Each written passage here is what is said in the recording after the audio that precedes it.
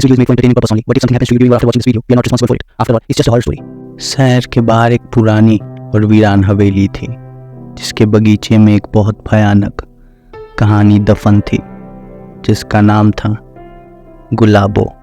रामपुर नाम के गांव में एक किसान रहता था, जिसकी बेटी रानी बहुत खूबसूरत थी और उसकी तारीफ गांव का हर बूढ़ा और नौजवान करता था।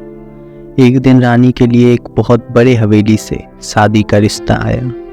गरीब पिता चाह के भी अपनी बेटी को कभी ऐसे घर में नहीं भेज पाता, तो वो इस शादी के लिए हाँ कर देता है। रानी के होने वाले पति का नाम रवि था। शादी का दिन आया। रानी एक गुलाबी रंग के जोड़े में मानो किसी फूल की तरह खूबसूरत लग रही थी। शादी हुई और रानी विदा होके हवेली आ गई। हवेली में सबने रानी का बहुत सम्मान से स्वागत किया। रानी खुश थी अपने नए जीवन और नए परिवार में। आज रानी की सुहाग रात भी थी, तो वो अपने कमरे में बैठी रवि का इंतज़ार कर रही थी। तभी रवि कमरे में आता है और रानी के सामने बैठता है। रवि रानी से कहता है कि वो आज बहुत खूबसूरत लग रही थी और वो उसे अपने फूलों का बगीचा दिखाना चाहता है। रानी ये सोचती है, आज जैसी रात में बगीचा देखने कौन जाता है, पर वो बिना बहस किए रवि के साथ बगीचे की तरफ जाने लगती है।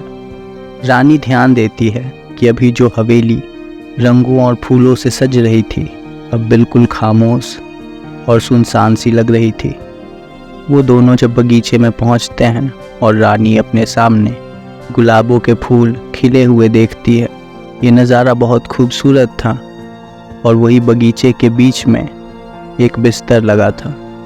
जब रवि और रानी बिस्तर की ओर बढ़ते हैं तो रानी देखती है वहीं आसपास रवि का पूरा परिवार खड़ा था, मानो उनका इंतज़ार कर रहा हो।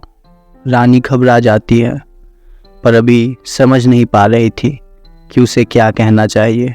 वो दोनों बिस्तर पे बैठते हैं और रानी तभी खुद को रोक नहीं पाती और पूछ लेती है, हम यहाँ क्या करने आए हैं? ये पूछते ही सब तेज़ तेज़ हंसने लगते हैं। वो नज़ारा और वो हंसी रानी को डराने के लिए बहुत ज़्यादा थी। वो बिस्तर से डर के खड़ी हो जाती है और तभी रवि कहता है, आज बगीचे में हम दोनों नए फूल का पौधा लगाएंगे। रानी की ये सुन के थोड़ी चिंता कम होती है। वो फिर से बिस्तर पे रवि के साथ बैठ जाती है। रवि बगीचे में गड्ढा खोदना शुरू करता है। रानी का डर फिर से बढ़ने लगता है।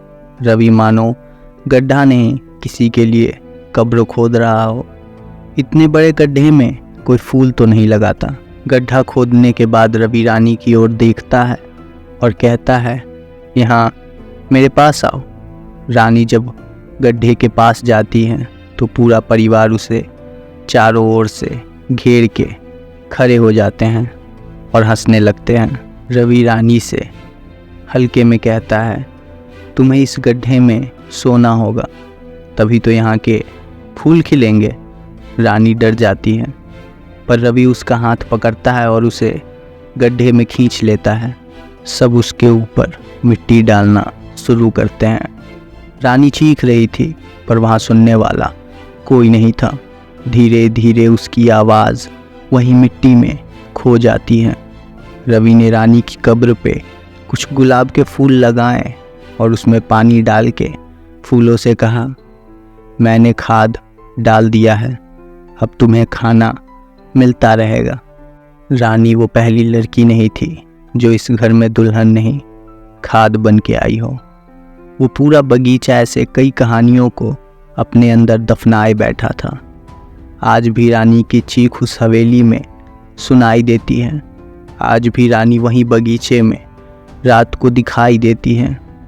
रवि का पूरा परिवार रानी के मौत के बाद धीरे धीरे मरने लगा और उनकी लाश हमेशा रानी के कब्र के पास ही मिलती थी। अपनों को मरता देख रवि ने डर से आत्महत्या कर ली। पुलिस ने पूरे बगीचे को ढूंढा और कई लाश वहाँ पे मिली, पर उन लाशों में अब भी एक लाश कम थी, रानी की। पुलिस को लगा शायद रानी को कहीं और दफनाया होगा और वो कहीं और रानी को तलाशने लगे और आसपास के लोगों ने इस कहानी को धीरे धीरे एक दूसरे को सुनाने लगे और तब रानी एक डर का नाम बनके शहर में ही नहीं पूरे देश में गुलाबो बनके जानी जाने लगी।